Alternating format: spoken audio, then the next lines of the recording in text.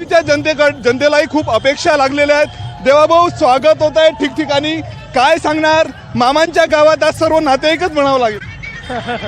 मामाचं गाव म्हणजे सगळेच आमचे नातेवाईकच म्हणायचे की नाही। या गावाशी एक जिव्हाळ्याचं नातं आहे।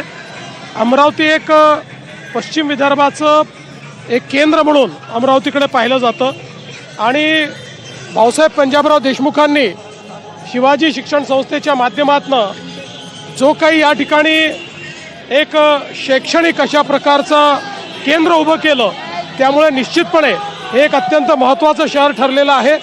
मागच्याही काळात महाराष्ट्रात विशेषतः अमरावतीतल्या लोकांनी महानगरपालिका आमच्याकडे दिली आणि आम्ही काम करून दाखवलं आहे। त्यामुळे केलेल्या कामावर पुन्हा मतदान मागायला आम्ही आलो।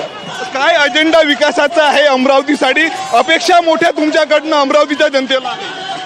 निश्चितपणे जी कामं सुरू केली आहेत ती पूर्ण करायची आहेत। या ठिकाणी भुयारी गटार असेल, पिण्याचं पाणी असेल, या ठिकाणचे ब्रिजेस असतील, या ठिकाणी महानगरपालिकेची इमारत असेल, इथले तलाव असतील, अशा अनेक गोष्टी हातात घेतल्यात। एअरपोर्टचं काम आहे, या ठिकाणी आपल्याला ते पूर्ण करायचं आहे।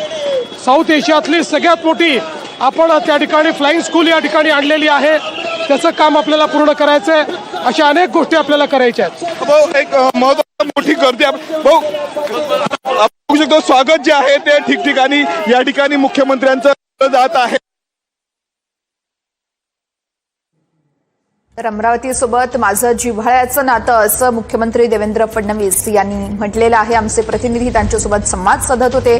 आम्ही अमरावतीमध्ये काम करून दाखवलेलं आहे आणि त्याच अनुषंगानं मतं मागायला पुन्हा एकदा आम्ही आलो आहोत असं देखील मुख्यमंत्र्यांनी म्हटलंय। मुंबईच्या कांदिवली